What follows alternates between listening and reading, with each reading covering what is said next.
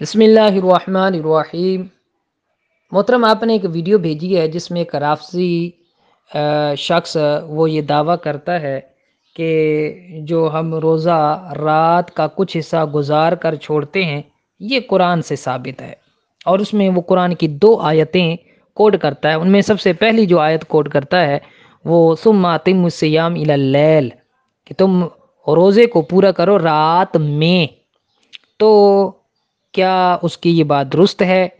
یا اس کا کیا جواب ہے؟ تو دیکھیں، اولاً تو اس نے یہ جو ترجمہ کیا ہے آیت مبارکہ کا، اس میں بھی ڈنڈی ماری ہے۔ اگر آپ یہ پوچھیں کہ افطار کا وقت کیا ہے،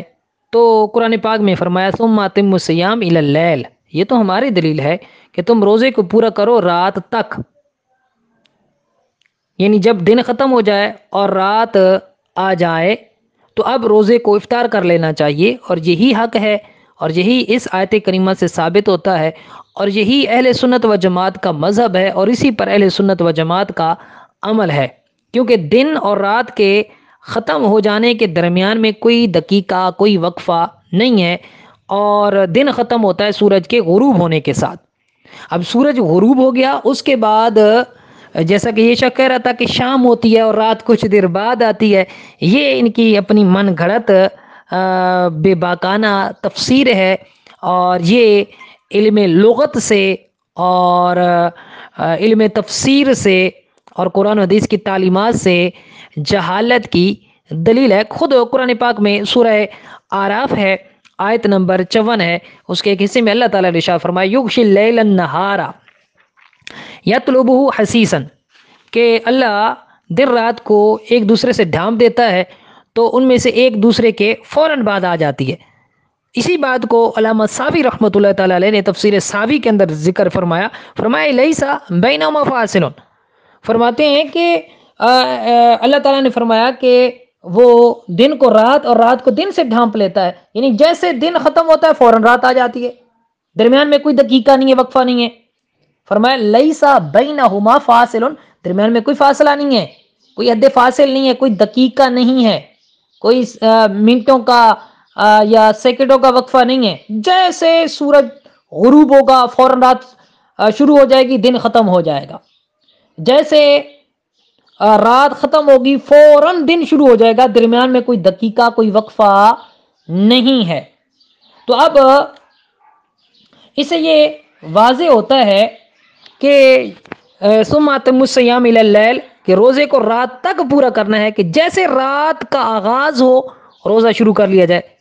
اب یہ ترجمہ کرتے ہیں اس کا ثم اتموا الصیام الی اللیل، کہ تم روزے کو پورا کرو رات میں۔ تو ان سے سوال کیا جائے رات میں روزے کو پورا کرنا ہے تو آپ یہ بتائیں رات کے ابتدائی حصے میں پورا کرنا ہے یا رات کے درمیانے حصے میں یا رات کے آخری حصے میں؟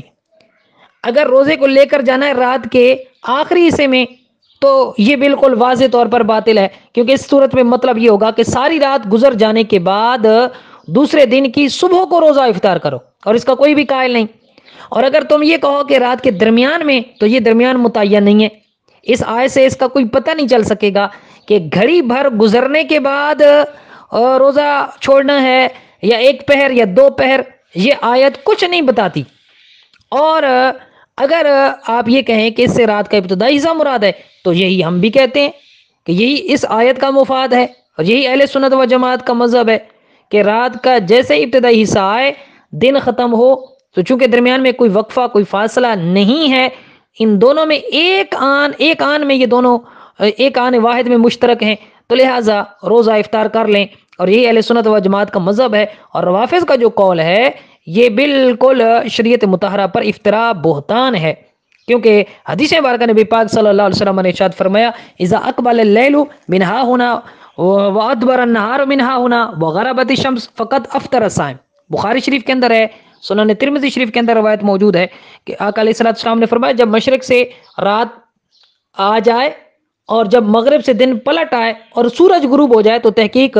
روزہ دار نے افطار کے وقت کو پا لیا۔ تو آقا کریم صلی اللہ علیہ وسلم نے یہ واضح کر دیا، چونکہ حدیث یہ قرآن کی سب سے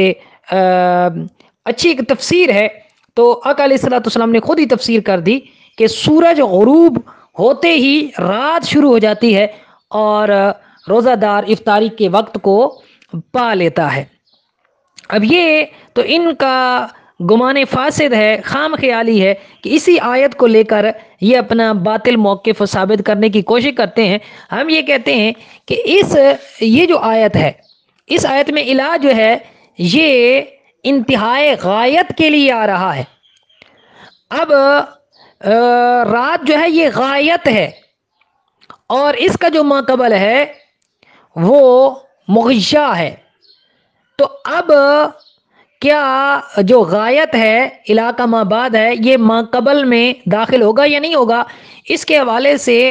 علماء لغت نے، علماء اصول نے ہمیں ایک اصول دیا ہے، ایک قانون دیا ہے کہ جب الہ کا ما بعد ماقبل کی جنس میں ہو تو وہ پھر ماقبل کے حکم میں داخل ہوتا ہے، اور جنس میں نہ ہو تو داخل نہیں ہوتا۔ جیسے قرآن پاک میں اللہ تعالیٰ نے ارشاد فرمایا کہ فَاغْسِلُوا وُجُوهَكُمْ وَأَيْدِيَكُمْ إِلَى الْمَرَافِقِ، کہ تم اپنے چہروں کو دھوؤ اور اپنے ہاتھوں کو کوہنیوں تک۔ تو یہاں پر جو کہ کوہنیاں وہ ہاتھوں کی جنس میں داخل ہیں، تو اس لیے فرمایا کہ وہ دھونے کے حکم میں بھی ہاتھوں کے ساتھ داخل ہوں گی، اور کوہنیوں سمیت ہاتھوں کو دھونا فرض ہوگا۔ لیکن یہاں پر رات یہ دن کی جنس میں داخل نہیں ہے، تو جب ایسا ہو تو پھر حکم جو ہے وہ اس مابعد کو، الہ کے مابعد کو، یعنی غایت کو شامل نہیں ہوتا۔ تو اگر اس اصول کو بھی دیکھا جائے تو اس سے بھی ثابت ہوتا ہے کہ رات میں روزے کو پورا کرنے کا حکم نہیں ہے، ہر رات تک روزے کو پورا کرنا ہے، اور جیسے سورج غروب ہوتا ہے رات فوراً شروع ہو جاتی ہے۔ اب وہ آیت مبارکہ جس کو وہ پیش کرتا ہے کہ بھئی رات کسے کہتے ہیں؟ اچھا، ایک تو یہ کمال جو ہے وہ جہالت کہ سورج غروب ہونے کے بعد کہتے ہیں جی شام ہوتی ہے، حالانکہ اگر دیکھا جائے تو شریعت کے اندر شام کسے کہتے ہیں؟ جب سورج ڈھل جاتا ہے، ظہر کی نماز کا وقت داخل ہوتا ہے، زوال کا وقت ختم ہوتا ہے، تب سے شام شروع ہوتی ہے، اور سورج کے غروب ہونے کے وقت تک شام باقی رہتی ہے۔ جیسے سورج غروب ہو جاتا ہے پھر اس کے بعد رات شروع ہو جاتی ہے، اب رات آ گئی۔ اور جیسے میں قرآن پاک کی آیت پہلے پڑھ چکا ہوں اور تفسیر سے بتا چکا ہوں کہ دن اور رات کے درمیان کوئی وقفہ اور فاصلہ نہیں ہے، یہ ان کی اپنی من گھڑت تفسیر ہے۔ اب وہ آیت مبارکہ جو انہوں نے پیش کیا ہے سورہ انعام کی آیت نمبر یہ 76 ہے کہ فلما جن علیہ اللیل۔ اچھا، یہ آیت بھی انہوں نے اسے غلط استدلال کیا ہے کہ رات تب ہوتی ہے کہ جب کوئی بندہ ستارے کو دیکھے، حالانکہ ایسا قطعاً نہیں ہے۔ یہاں پر جنہ کا معنی سے ناواقفی کی وجہ سے اس بندے نے ایسا دعویٰ کیا ہے۔ اب اس میں میرے پاس تفسیر کبیر ہے، یہاں پر لکھا ہے کہ جنہ کا جو معنی ہے وہ ہے ای اظلم علیہ اللیل، جب رات ان پر تاریک ہو گئی۔ اب یہ نہیں یہاں پر فرمایا، اچھا اگر یہ مراد ہوتا کہ رات تب آتی ہے جب بندہ ستارہ دیکھتا ہے تو پھر یوں کہا جاتا کہ اذا جاء اللیل، کہ جب رات آ گئی، ورأى الشمس، اور انہوں نے ورأى کوكبا، اور انہوں نے ستارے کو دیکھا۔ تو ایسا تو نہیں فرمایا، فرمایا کہ فلما جن علیہ اللیل، جب رات ان پر تاریک ہو گئی۔ اب یہاں پر مفسرین نے، میرے پاس تفسیر کبیر ہے، اس کے علاوہ تفسیر روح المعانی ہے اور تفسیر جلالین ہے، ان سب میں اس کا یہ معنی بیان کیا ہے اور یہ بات واضح کی ہے۔ وہ ستارہ کون سا تھا یہ دیکھا جائے تو وہ ستارہ، اس کے بارے میں دو قول ہیں۔ ایک قول جو حضرت عبداللہ بن عباس سے ہے وہ یہ ہے کہ اس سے مراد مشتری ہے، اور حضرت قتادہ اور دیگر مفسرین نے اس سے لکھا ہے کہ اس سے مراد وہ زہرہ ستارہ ہے، کہ انہوں نے زہرہ ستارے کو دیکھا۔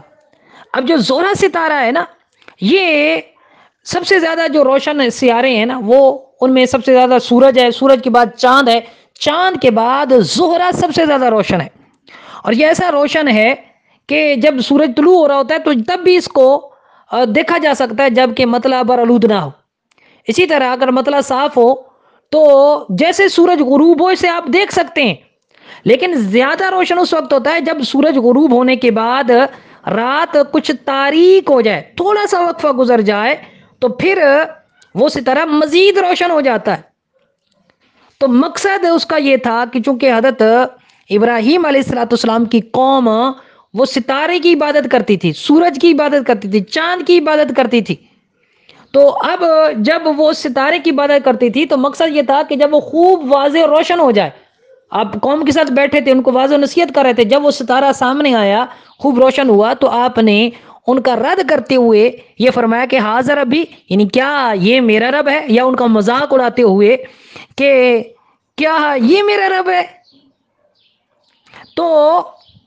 یا یہ کہا کہ کیا یہ تمہارے فاسد گمان میں میرا رب ہے۔ تو اچھا، اب اصل مقصد تو کچھ اور تھا وہاں پر،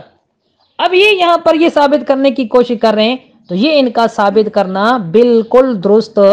نہیں ہے۔ اور یاد رکھیں کہ اگر زورا ستارہ مراد لیا جائے تو زورا ستارہ تو وہ فوراً بھی نظر آ جاتا ہے، جیسے سورج غروب ہو تو زورا ستارہ فوراً نظر آ جاتا ہے، خوب روشن تب ہوتا ہے کہ جب رات تاریک ہو جائے۔ تو یہاں پر یہ نہیں فرمایا کہ رات اس وقت آتی ہے جب انہوں نے ستارہ دیکھا، بلکہ فرمایا رات ان پر تاریک ہو گئی۔ تو رات یعنی رات کے ابتدا میں رات اتنی تاریک نہیں ہوتی، جو کچھ وقت گزر جاتا ہے پھر رات تاریک ہو جاتی ہے۔ تو خلاصہ کلام یہ ہے جو قرآن و حدیث سے ثابت ہے، وہ یہ ہے کہ روزے کا تعلق دن کے ساتھ ہے، رات کے ساتھ روزے کا تعلق نہیں ہے۔ اگر رات کے ساتھ اس کا تعلق جوڑا جائے گا تو پھر یہ روافظ بھی ثابت نہیں کر سکتے کہ رات کے 10 منٹ بعد یا 15 منٹ بعد روزہ چھوڑنا چاہیے، کیونکہ اس بات پر ان کے پاس کوئی اس کی تعیین پر کوئی دلیل نہیں ہے۔ یہ شریعت مطہرہ پر بہتان ہے، افتراء ہے۔ پتہ چلا اہل سنت و جماعت کا مذہب ہی حق مذہب ہے، سچ مذہب ہے، اور اسی کے مطابق اگر روزہ چھوڑا جائے